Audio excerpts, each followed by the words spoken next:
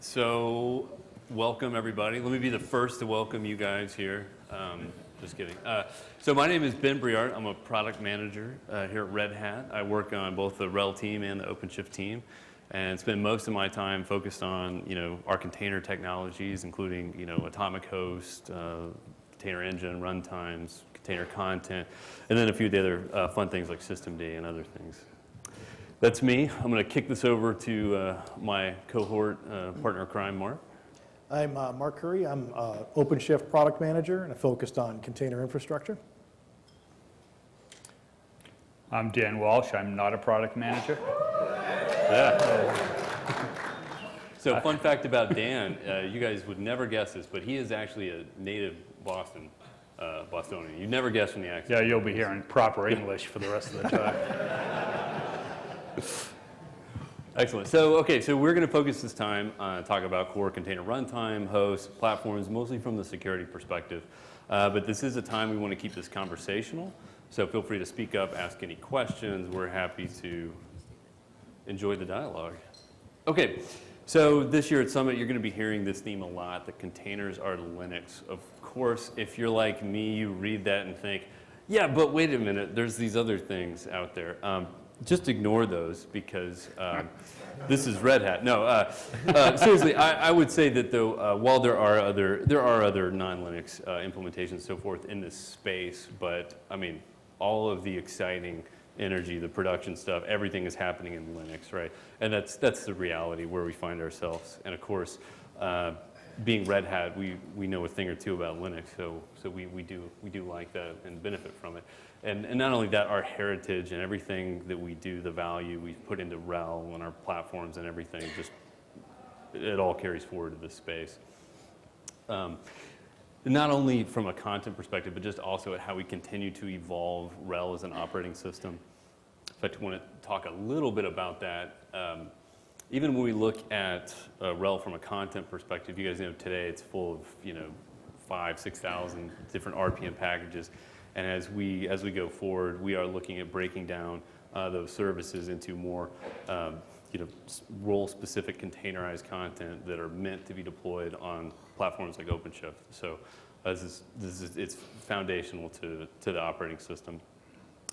One of the areas we've put a lot of effort into recently is container content. Now, obviously going forward, breaking down the operating system is a big part of that, but even just at the base image layer, all you guys running OpenShift are familiar with the RHEL images, the RHEL 6 and primarily RHEL 7, right? Since that's what everything in the platform is based on.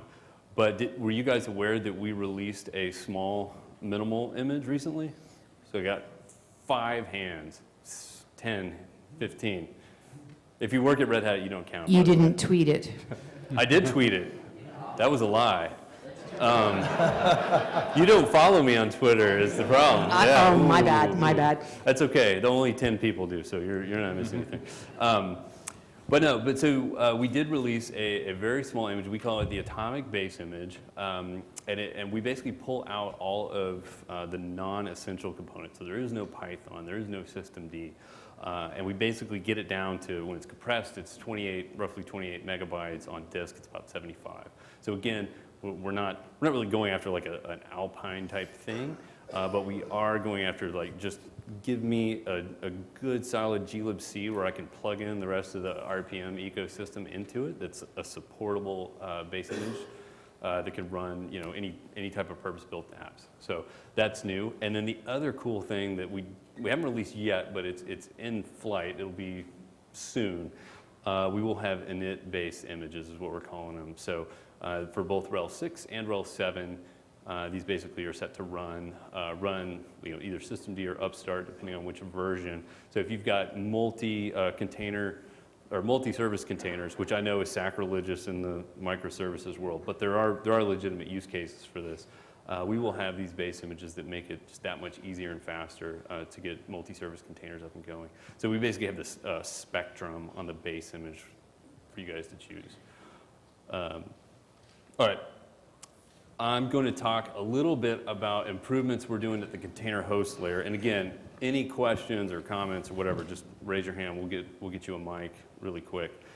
At the container host level, things we've been working on the Atomic Host side, those of you guys who are familiar, OpenShift runs on Atomic Host or RHEL today. One of the things we've been doing in Atomic Host is something called LiveFS, which is really, really cool. We haven't shipped it yet. This is all upstream today.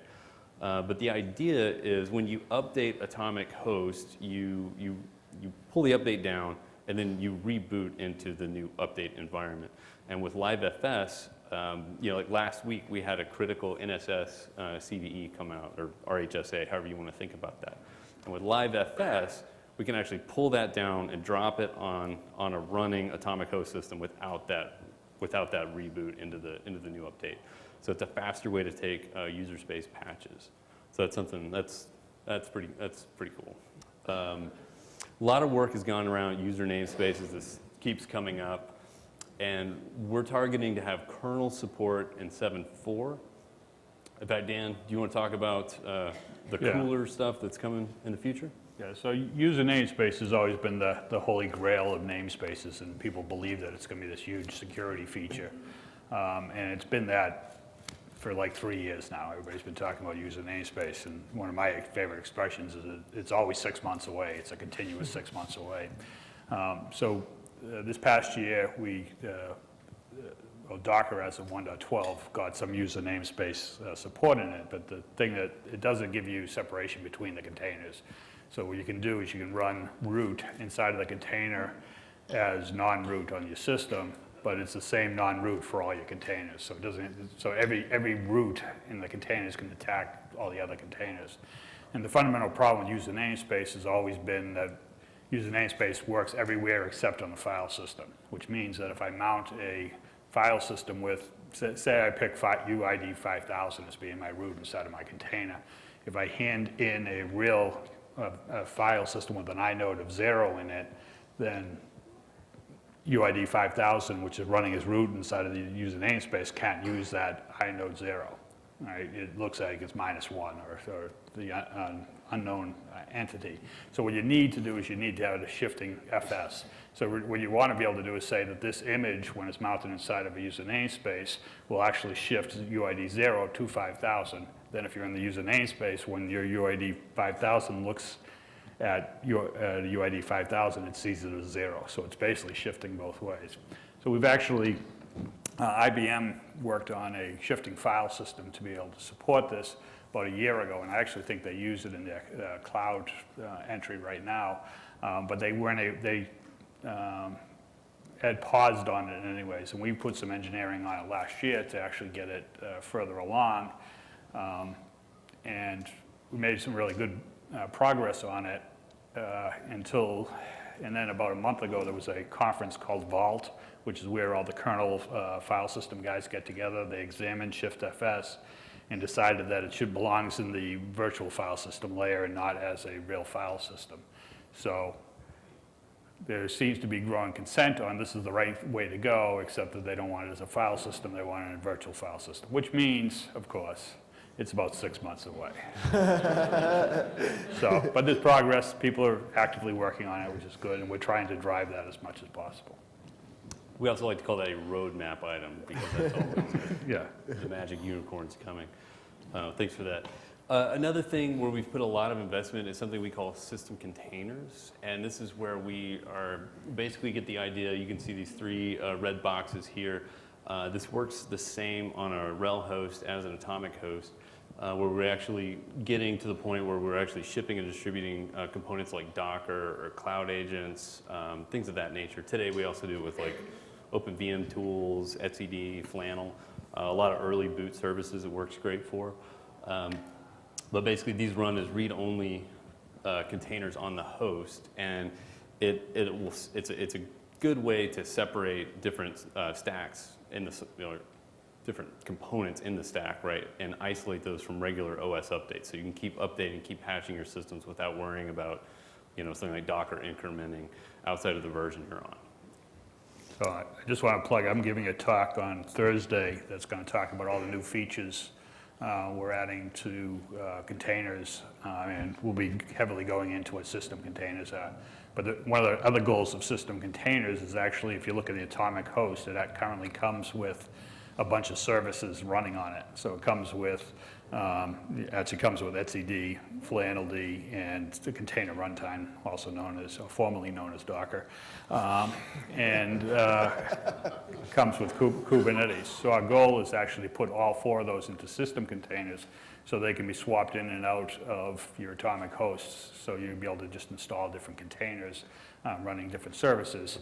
And system containers, the other really neat feature about system containers, they have to be running before your container runtime is running. So they're usually, I mean, if you look at a Kubernetes environment, Kubernetes talks to container runtime, but the container runtime has to have the network set up, and then the network setup usually involves a database, so that's why flannel-d uses etcd and Docker uses that. So, so we can, with system runtime, system containers, we can actually start to use systemd, this tool that's really good at setting a priority of services starting up. So we're looking at using it. So come to the talk on Thursday, 3:30.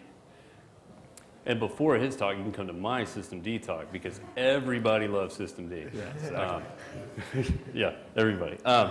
Okay, and then obviously OverlayFS is really, really great. It's becoming more the accepted default upstream and stuff. And so that last little mile for us has been the SE Linux integration. And so that is again, it's upstream. We have it today in Fedora, and that'll move in at 7.4. Okay, so again, no hands have gone up yet. Nobody has any questions about anything or, okay, all right. We will keep going then. And one of the things, we have been putting a resource into other OCI technologies here.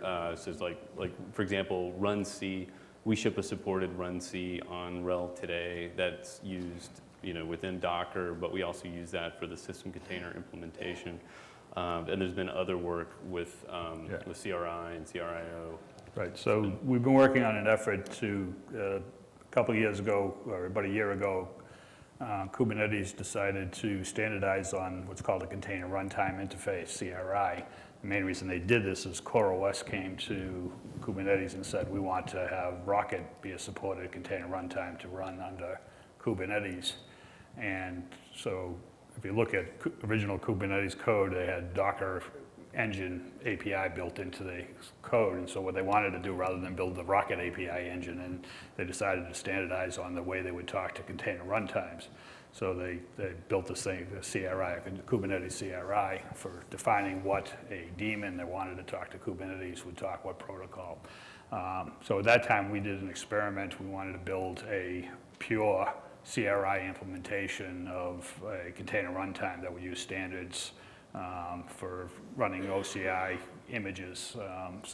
And uses runC, or actually we also work with Intel now, and we use runV underneath, so we can actually, well, as of last week, we have the CRIO, it's called CRI-O, and we pass all, we're the first CRI to actually pass all of the checks that Kubernetes currently does. So we're about to move into testing OpenShift on top, but it's a pure implementation of a container runtime just for Kubernetes, and the goal is to prove out the Kubernetes workflow. So it eliminates the need for running a Docker engine underneath the covers, but implements everything Kubernetes needs. And that went to version 0.03 as of yesterday. And again, I'll talk about that more on Thursday. So if nobody has a question, I have one. So as you guys know, Dan's probably forgotten more about security than I've ever known. So Dan, what I would like to know is, when you think about the container space, what is it that keeps you up at night? I think, I would say that it's the number one problem I see with containers is the myth of containers.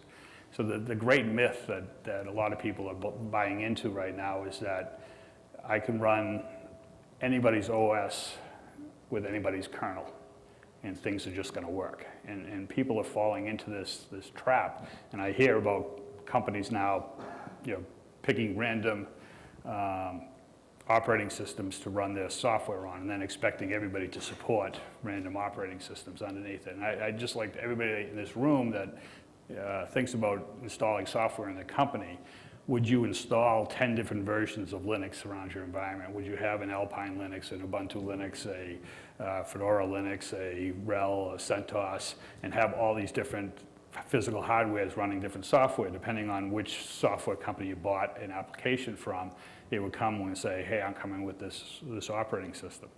And I almost guarantee no one in this room would do that. So when we move to containers, all of a sudden everybody's like, oh, we can just do that, and it's supported. And to me, there's two situations here. Either companies are truthful with you and say they can't support it, right? You can't give support unless you can support the kernel and the operating system running inside of the containers. Or they will lie to you and say, we can support it, and they're basically lying, because if I can't alter the kernel, the way the kernel runs, and I can't alter the way the software runs in it, then when you have a performance problem, I, as the vendor of the application, is going to say that's the kernel's fault, and the kernel people are going to say, no, that's the application's fault. So you have to control both ends of the spectrum. Has anybody ever experienced multi-vendor finger pointing before? I hear laughing, but nobody raised their hand, so. So I think as we go out, and as security issues start to proliferate, the other, people want to buy into microservices, and software is going to be constantly updated and all that. But one of the number one things we hear from customers is what we call lift and shift, which is they want to take a RHEL 6 workload or even a RHEL 5 workload and move it onto a new hardware. So they just want to take the operating system and move it into a piece of physical hardware. And so what's going to happen with containers eventually is they're going to start to get real old, and people aren't going to want to be able to update the software. And at that point, if you use some random operating system for the base layer of an application inside of your software, who's going to support it? And just some things to think about as the software starts to proliferate. It's weird. Yeah. Ownership is vague at that level, at best. I'm going to keep Dan going here, ask him one more question. So while he's on a roll. I get paid overtime, I bet. Paid by the word. So Dan, a common question that I get is from customers that are coming from traditional VM environments to containers. They want to do a port of their traditional VMs to microservice containers. The concern is security. How would you address that between VMs and containers? So for a few years ago when I first started talking about container security, I used to say containers don't contain. And the reason I was saying that was comparing them to virtual machines. So usually when I talk about container security, I start at separate physical machines, which is the safest way to run two applications is on two separate physical machines. Obviously too expensive. The next level is to run them on separate VMs. So VMs, there's a very small attack surface on the kernel. Matter of fact, I only know of 2 cases where KVM virtualization has been broken out of, where basically a process inside of a VM has been able to attack the host operating system and break through. And of course, if you have SE Linux in enforcing mode with SVIRT, both attacks were blocked by that, but I'm sure you all have SE Linux set in Force 1. And so the next level down is if you think about what it takes to break out of a virtual machine. Once I've broken through a virtual machine, now I'm attacking the host kernel. If I'm in a container, I'm already talking to the host kernel.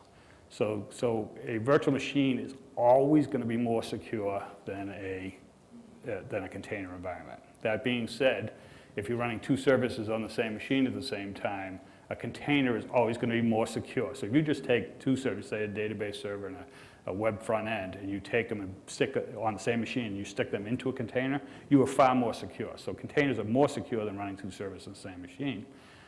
But really, this whole question about whether containers are more secure than virtual machines, this is not a zero-sum game. You can run your containers inside of virtual machines. And really what you want to do is start to look at the security value of the containers and place them in virtual machines depending on how well you want them isolated.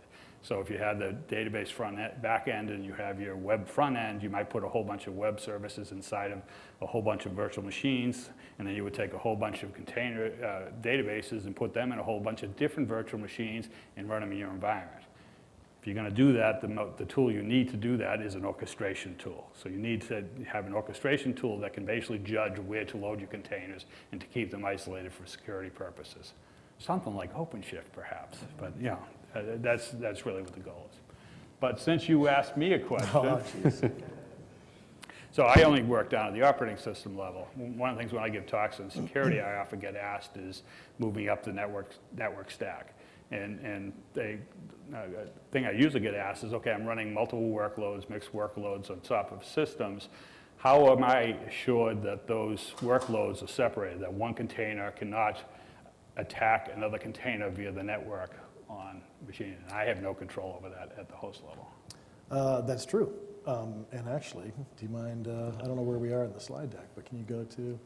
So one way of addressing this is via, for those of you that were in an earlier session, you maybe heard a little bit about this, but via a new tech preview feature in OpenShift 3.5, and that is network policy, so Kubernetes network policy. The idea behind this is that, well, who in here, so that the default, if you don't do anything and just install OpenShift, you're getting OVS Subnet as the default plugin for this whole mechanism. But you have the option of switching that out for OVS multi-tenant. Who in here uses the OVS multi-tenant plugin? So a significant number. So what is the advantage of OVS multi-tenant over OVS Subnet? The idea is some isolation layer between projects. So OVS multi-tenant, as soon as you plug it in and enable it, then you immediately have isolation between every project in the deployment. The problem with that is that there's really no exceptions that can be made. So what can you do with the OVS multi-tenant? There's commands that can be run to say, well, I do want everybody isolated from each other, but I want project A and project B, I want those two to be able to talk to each other. And you can enable that. It's called join network. The problem with that is if I join those two together with the multi-tenant plugin, then every pod in project A can talk to every pod in project B in both directions. So that's, that may or may not be what you were hoping for. If that's fine, then you're good with OVS multi-tenant. The other thing you can do is you can say, well, one of my projects, I want that to be globally accessible by all the others. And so there is a command that you can run that says, make this one project or these specific projects globally accessible, all the others would be isolated.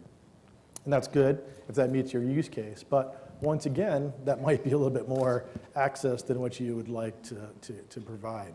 So enter in network policy. So what does network policy do that multi-tenant couldn't do? So network policy is a much more fine-grained policy in the sense that you assign labels to pods, you assign labels to namespaces, and then you define a set of rules. Basically, you put it right now, the way it works is you put them in a YAML file, who you would like to be able to talk to who, and then you establish your policy that way. You can still say, I'd like this entire namespace to be able to talk to me, but you can't say, I want to take that namespace and be able to talk to it. It's a one-way path, and it works on ingress only currently. So if you did want it to go both ways, you'd have to go set a network policy on that other namespace. So the policy barriers are namespaces. You define them on each one. Another difference between it and multi-tenant is right now in the tech preview, there is no initial deny all rule. Like as soon as you enable multi-tenant, that's it, everybody's isolated. There's an annotation you have to set with network policy to establish that sort of deny all, and you have to do it on every project that you would like to be a participant in that. And then you establish whitelists through YAML definitions. The other thing is, if you might imagine, is with multi-tenant, everything is cluster admin controlled. It kind of has to be, right? Because if you join two projects together, not only are you saying, yeah, you can talk to me, but now I've also said I can talk to every one of your nodes as well. So it has to be defined at the cluster admin level. Whereas with network policy, you're only defining who can talk to me. So that is something that can be defined by the project admin. So it's a way of this whole getting rid of root kind of capability thing. We want to make it so that it's down at the project admin level. And these two diagrams right here are just sort of examples from a larger set. Yes? When is that encryption as a policy option? Can you do what? I'm sorry? Any plans to add encryption as a policy option? Can you repeat the question? The question was, are there any plans to add encryption as a policy option? At the moment, no. We do have IPsec, though, IPsec capability to communicate between, from end to end, and that's based on LibreSwan. So we do have that, so you could combine it with that. But within network policy itself, no. Currently, the definition of the network policies is all YAML-based, but we do have plans to make that an improved user experience so that it's more easily definable, like you would expect it to be with other OC-level commands. And so I talked about how this works from pod to pod, but you know, as the one on the right-hand side implies, this is it also works to ports as well too. So you can say, not only can you only connect to, say, for example, red pods coming from blue pods, and the analogy being maybe my red pods are web servers and my blue pods are databases that need to feed the web server somehow, some way, or whatever other combination of pods you might have. But the idea is that not only can you do that, but you can deny other pods from being able to communicate on that. So it works within a namespace, between namespaces or projects. And we had a question over here. Just a comment. One of the reasons that security shut down the use of the egress network policies is because there's no logging. So logging would be... No logging. Yeah, actually, it's a good question. Ben, is there any? Yeah, so let's talk about that afterwards. We like to gather requirements. Yeah, definitely. Yeah, hi. This is more of a big picture question. So in companies that are large and have, traditional hierarchies, monolithic apps, big hardware, where they're transitioning to container, what sort of trends do you see about behaviors at work where, folks have to educate each other about who's responsible for what in the new world and, sort of getting an understanding of what shifts in that transition, if that makes sense from a security perspective? Yeah, so that's a really good question. And in this particular example, the example network policy, there's the trend from instead of having a security team or a networking team make these decisions, it can be pushed down to the developer, right? If he's in charge of the project. But for larger groups that have people that are really specifically assigned to the security policies that are applied between all these different pods, you can still expose that in the form of these YAMLs for pre-approval to the security or networking teams. And if they pre-approve them, then they can be applied locally. So there's still this concept of role-based access control that can be. And I would just add from like more of a big picture perspective, right? All of these same concerns around security and reliability, we saw the exact same thing in the early 2000s around virtualization with VMware, where IT managers I spoke to swore that would never run in production, right? That their apps needed dedicated servers because of performance characteristics, security characteristics, that they were glad that the developers liked the virtualization, but it would never proceed beyond dev test. You fast forward to today, and it almost seems kind of quaint, right? That was even a thing. We think that same thing is happening with containers, and a lot of it is just education and an understanding that this technology, is Linux technology, as Ben was saying, and there's different approaches around making it more secure for different environments and so forth. So we see that acceleration happening even more quickly. But it is an education. It is, and a lot of times it just starts small with certain pilots and then getting that confidence. So. Yeah, I almost think of it as more as like marriage counseling between teams sometimes. Right, yeah. It's all about communication and then it falls apart from there, but yeah. We got someone. There's a question back there.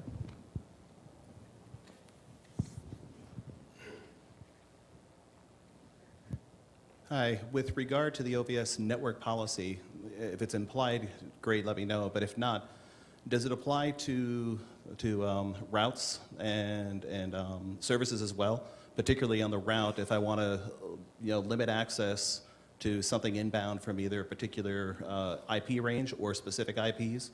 We have multiple lines of business that we may want to separate and some ethical barriers that we implied with multiple legal entities within our firm? It does not apply to those directly right now. We have ingress objects that we're moving towards from routes that would do that.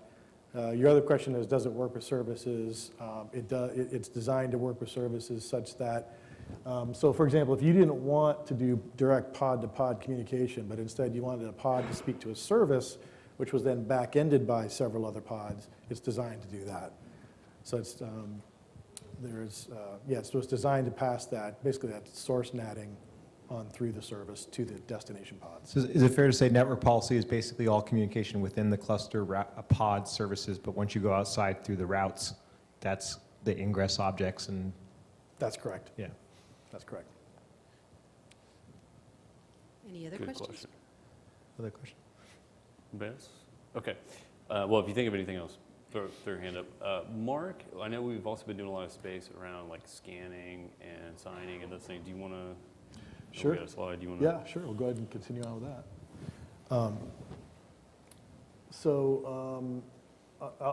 Do you want to start with image signing? Sure. So there's really been very little agreement in open source world around image signing at this point. So there's been different efforts.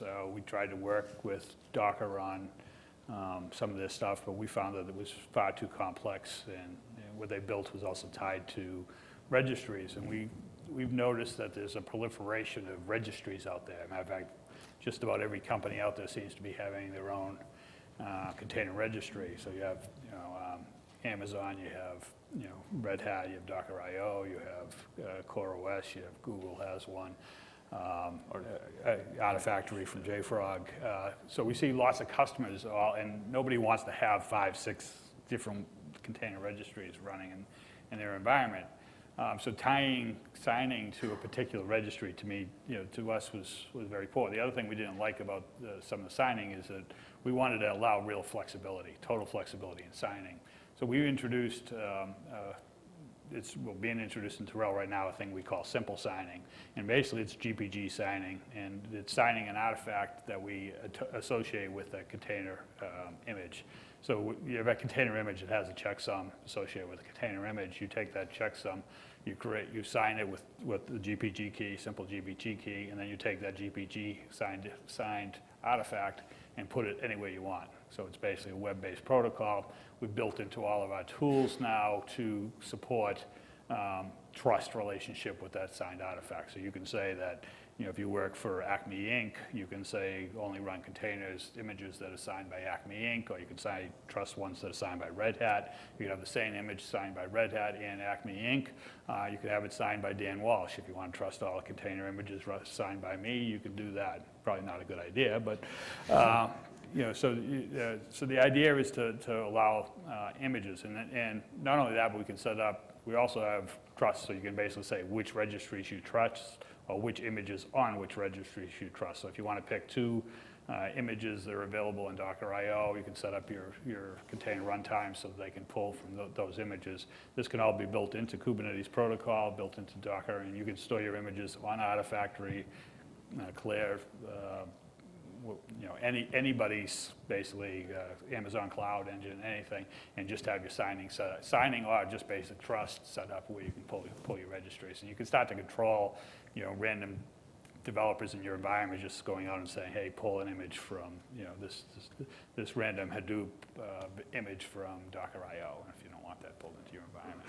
So that's the goal with simple signing. We're building it into OpenShift so that OpenShift registry, of course we want you to use the OpenShift registry, will have first-class signing built into it, but you can sign any images and just store them on a website. So if you can set up, point at a website, pull down the signed artifacts.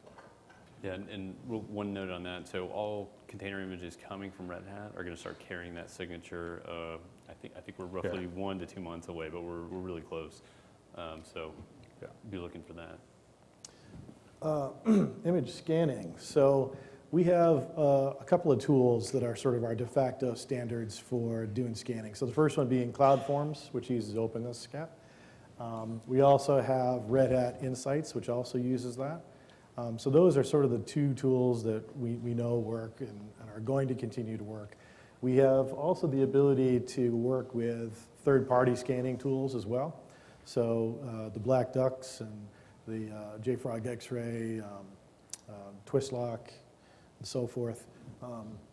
And so we have the ability to work with third parties, and what we do is they have their own policies that they evaluate when they do their scanning, and then based upon the evaluation of those policies on the image, then they can assign an annotation to an OpenShift image stream object, and then OpenShift can examine that image stream object's annotation and decide whether or not to run a container.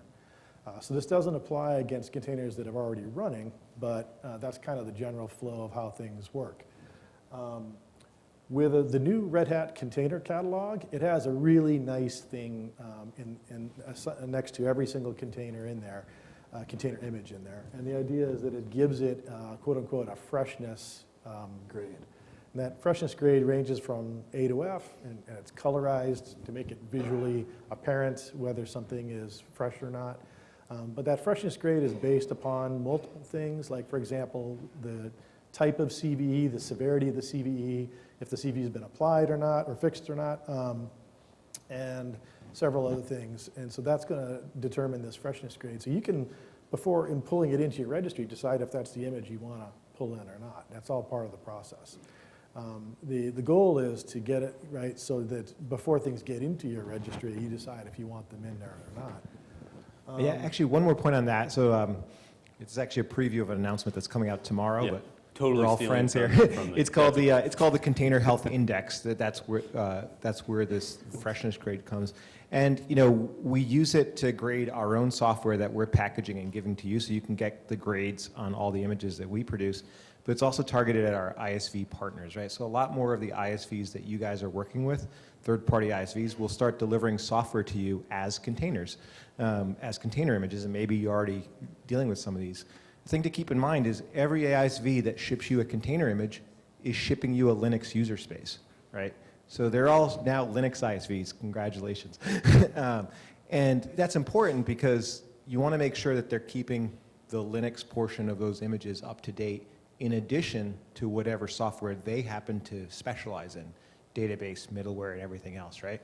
So we created this Container Health Index not just for ourselves to grade our own container images, but also to work with our partners and partner with them around not only the quality of what they're shipping, but the base images that they're shipping on, and if there's an issue, to basically be able to quickly patch and update those images together with our ISV partners.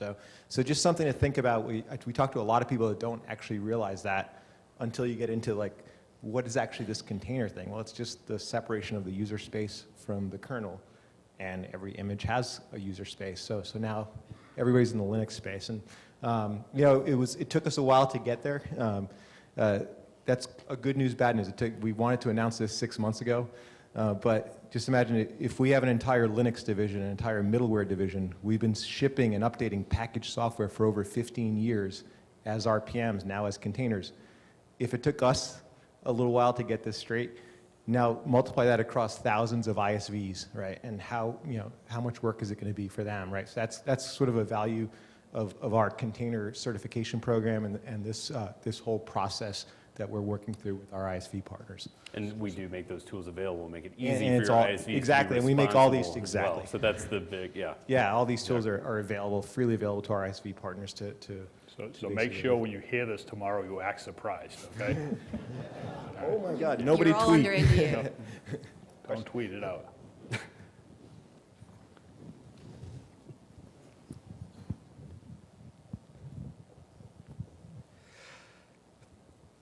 I'm afraid to say it, but I'm very interested in federated clusters. Has that even been defined yet? KubeCon 2016, they talked about it. In KubeCon in Berlin, it was spoken about. I don't even know if it's well defined, but service discovery, synchronizing objects across clusters is a very valid use case for that. Seems that there's nothing said about it. We touched on that in an earlier session before lunch. I don't know if you missed that one. I don't know.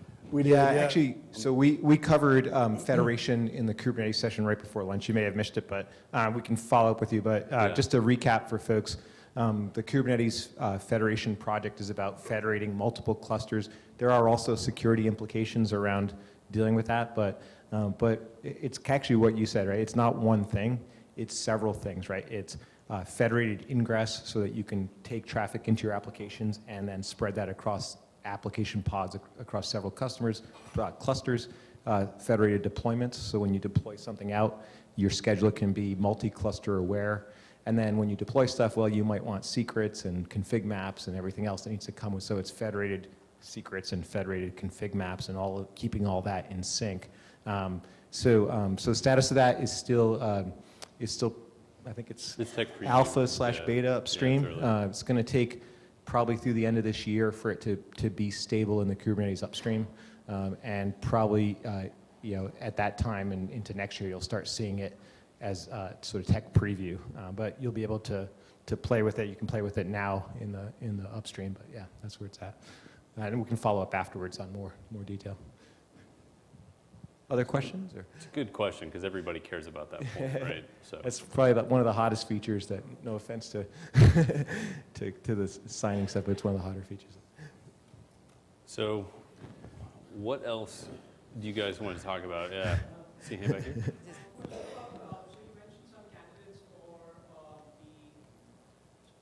Mentioned some candidates for the system containers. Yes. Is the OpenShift registry anywhere on the list? Because that would solve inception issues with disconnected cluster. It's a good question. So, when you say inception issues, you mean like staging the container content on-prem and then yeah. What I see most commonly for that is people using pull-through from like a DMZ that does allow outbound connections. So I don't know if that works, specifically for your environment, but that's common.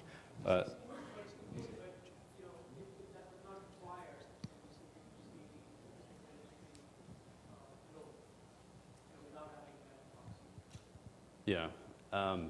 The container registry software is separate from the actual content that sits in the container registry. So a system container running container registry would just be running the daemon that's listening on the container registry port. It wouldn't have the content. So you really, there's two parts to that, right? You potentially would want to run your container registry software as a system container, but you still need the database, or the amount of data that these things use is always going to be isolated from the actual container process. So it's not, they're two different things. Yeah, one other comment was on Mark's slide, but the CA presenter covered it, Jose covered it in his session, which is ultimately scanning containers or even signing containers isn't our end goal, right? It's basically what do you do with that information to control execution around, and execution policies within OpenShift. So probably I think to me, the biggest gap we need to address is to make that whole flow seamless from scanning and signing all the way through actively setting and enforcing policies on execution, and that's going to be a big focus of ours. So it was towards the end of the bullets there, but I just want to make sure everybody knows that that's something that we're thinking about a lot. Yeah, So that's other questions? Yeah, that's the million-dollar question, because if you don't make it easy for people to do the right thing from a security perspective, they will do the wrong thing every time, right? And that's, we're already seeing that in the space with people running like root across it, anyway. Okay, we have time for one more question. Are there any plans to support ARM or Power? And if not, what are the hurdles there? Okay, there are some initial plans. We are making big investments in alternative architectures today. You're gonna see it as a phased approach from Red Hat. So first will be the base RHEL enablement, which you'll see that is planned on both of those happen later this year. And so from there, once we have the OS times, and then challenges there obviously involve like hardware. That's one, and then using technology like manifest lists and the registry, right? So there's other changes that have to be on the back end that aren't so obvious. But yeah, first comes the base OS enablement, and then from there is when we can bring it into the product. Actually, show of hands, how many folks are interested in IBM Power or ARM as a processing platform for containers? Okay. Yeah. Quite a few. Yeah, cool. I think that we should invite you to the Red Hat Summit 2018. In fact, you are all invited. Yes. So it's just, Well, So- and the good news, we've already seen a lot of this upstream, right? So IBM has been doing a bunch of work in the Docker community, in the Kubernetes community. For us, it's going to be, just like we do our architecture, start with RHEL, move up the stack, and but we're on that path now and are executing against and wait, it. how many of you with your hands up were thinking about that drawer full of old Raspberry Pis? Yeah. Okay, All right. you got, all right. There's a all right. truther. All There you right, go. cool. Well, thank All you right. very much. Awesome. Great session. Thank you, guys. All right.